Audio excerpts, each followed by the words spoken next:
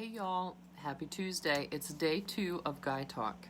Did you know that women need 12 non-sexual hugs a day to thrive? That's a lot of hugs, and that's a lot of non-sexual touch.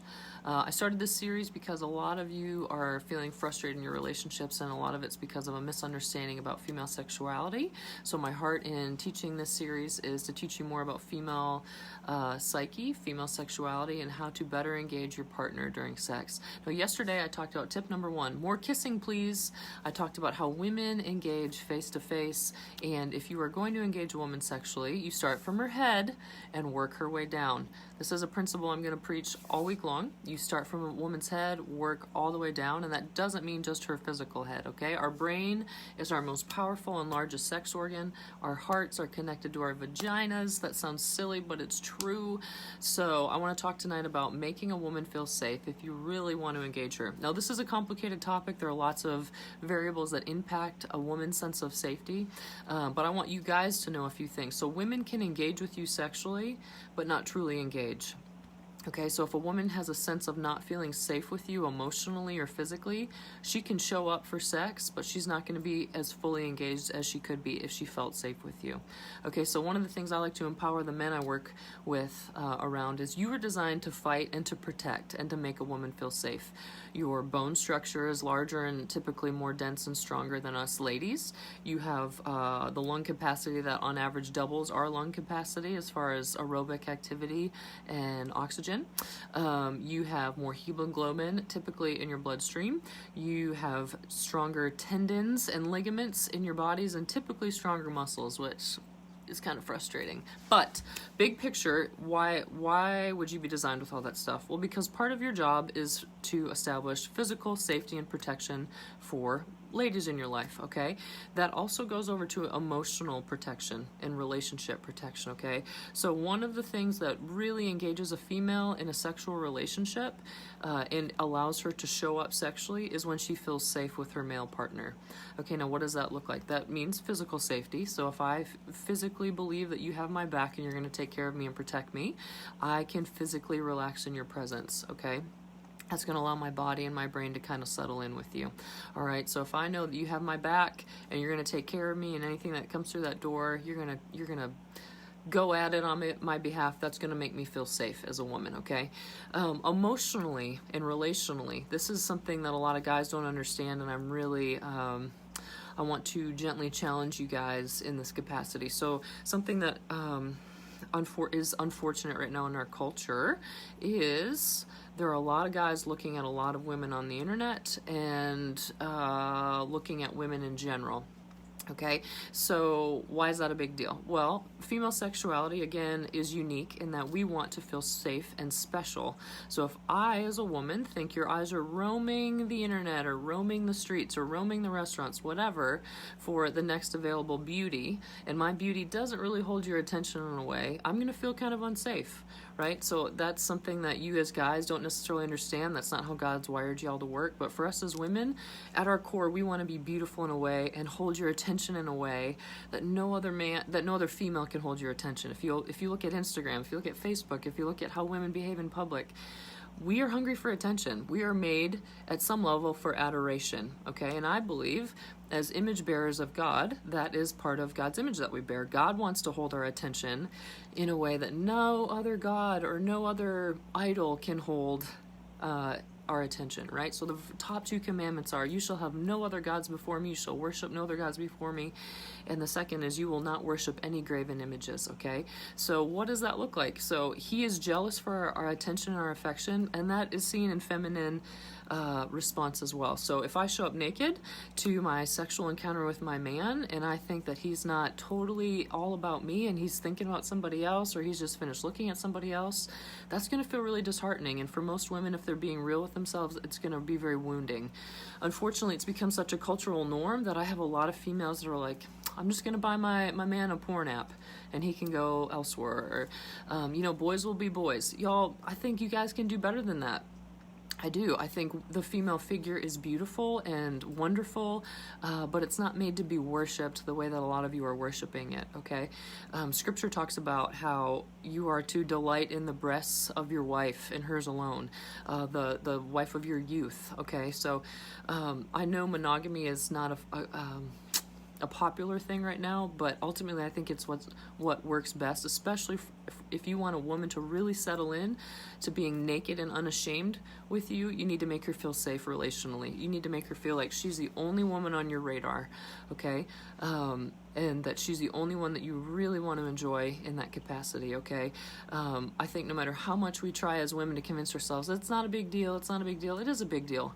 And Christian or not, I see that response from women all the time, okay? Anytime there's a third party that tries to enter the scene, it usually goes downhill in some form or fashion, okay? So men, if you want to allow your woman to feel sexually engaged and sexually aroused and really confident in the way that she pursues you sexually, you got to make her feel like she's number one. You do. In fact, Song of Solomon is one of the poetical books in the Old Testament that I love, and people are like, what? It's super erotic and super sensual, and usually, thanks mama, usually it makes people kind of blush, actually. But if you were to read through it, the Solomon, or the king, as he's observing his bride, he starts from her head. There's a theme here, and he works all the way down her body in the way that he verbally affirms her. He is verbally so adoring and is just delighting in her physical beauty that by the time he's done talking to her, she's so sexually turned on, she becomes the aggressor. And I think that's God's design. I think, men, you show up in a gentleman-like, monogamous, I'm focused on you, baby, and only you, and I just want to tell you about all the ways I enjoy your beauty. And that literally elicits such an aroused response from women. We naturally want to move towards you and offer you our beauty, okay? So again, if my heart is connected to my body, if I let you in my heart, I probably am going to want to invite you into my body. That's kind of the fun design of female sexuality. Unfortunately, men don't understand that, and so over and over again, husbands or male partners will wound their female partner in ways that they don't think are that big. It's not a big deal. She's just my fantasy girl. It's just a chick on TV. It is a big deal. It's a very big deal. The way that strength and competency is a big deal for you as men, beauty is insanely personal for us as women, okay? So if you want to make her feel safe relationally and truly engage her, you're welcome, JB, thanks. If you want to make her feel safe and truly engage her, you got to make her feel like she's number one. And she's got to be your number one, okay? So I talk a lot, I've talked in previous videos about how our sexual energy is like a river. When you drain that off into tributaries of lust towards other people, it actually cheats your passion for your partner. And women can usually sense that. So again, I might show up with my body, but as far as truly engaging with you and letting you into my soul and being maybe even an active participant as a female, I'm probably going to close those parts of myself off to you, okay? So physically, you need to help a woman feel safe. She's going to feel really good about being with you if she feels physically safe. Emotionally and relationally, you have to make her feel safe. You got to get rid of all the other women in your life, so to speak, okay? And that could be, fantasy women, internet women, porn women, whatever, okay? And then emotionally, so a lot of guys, unfortunately, in our American culture, we don't do, men aren't allowed to do emotions, and they're emotionally unavailable. A lot of us women, I grew up with a dad who was emotionally unavailable, and it's not done me any good, I can tell you that, okay? But a lot of us women, we need you to be emotionally available. So I said yesterday, sex is a man's emotional conversation. Well, women need that emotional conversation before sex. So, and some of you guys are like, I don't know how to do that. I don't know what emotions look like. Start with, hey babe, how are you doing today? How are you feeling? Can I do anything for you? And maybe if you're in a long-term relationship, say, is there anything I need to apologize for this week? And just listen. And then if she sounds like she's complaining, or she sounds like there are issues, you guys are wonderful in that you naturally want to bring solutions and show up for her. But say, hey, do you want me to just listen, or do you want me to do something about this? And most women, that's a great boundary. And they'll say, yeah, I need some ideas on how to problem solve. Or they'll say, I just want you to listen. Okay? Women need to talk. Women on average are 3 times more verbose than men. That's a lot. So we, on average, use 3 times the verbiage every day that you guys do, and then you get into extroversion versus introversion. That impacts things, but emotionally, for a woman to feel safe, she needs to know that you're available. So if she feels like, for some of you, you've probably experienced this, like when you have deep, meaningful conversations, or this happens a lot in affair recovery with my couples, it's like they're finally getting real and having really hard conversations for the first time ever, but because they're being real and honest and true and raw, there's like this emotional vulnerability and intensity and connection that just sends them into this like love-making session and intense sexual experiences that they've maybe never had before because they connected emotionally, okay? So that's really important. So emotional connection will take your love-making experience or your sexual experience to a level that no physical experience alone will allot you. That's true. That's just how we're made. We're supposed to connect in sex spiritually, physically, emotionally, cognitively, all the ways, all right? All the different dimensions that we as these fabulously unique humans have been wired to function in. We're supposed to bring all of that to our sexual connection, okay? So we got physical safety for a woman, relational safety, emotional safety, and then if you feel like you're showing up in the best way possible and she's still not feeling safe, maybe that's her. Maybe that's an indication for her that she has her own work to do. Okay, so I know some of you guys have really huge hearts, and you're doing everything you can to show up for your ladies and make them feel safe and comfortable, and you're loving on them, and they don't appreciate that, or they can't settle into that and see that. That's their own stuff at that point. Okay, y'all. But there are things that a lot of men can do better, like the non-sexual touch, the non-sexual hugs. You know, for women, it's kind of a fun thing. Those hugs are really grounding for us. It's really nice to wrap up in some big strong arms or some big strong shoulders and feel grounded and contained, because a lot of women, we naturally are more emotional. Thank you so much, estrogen.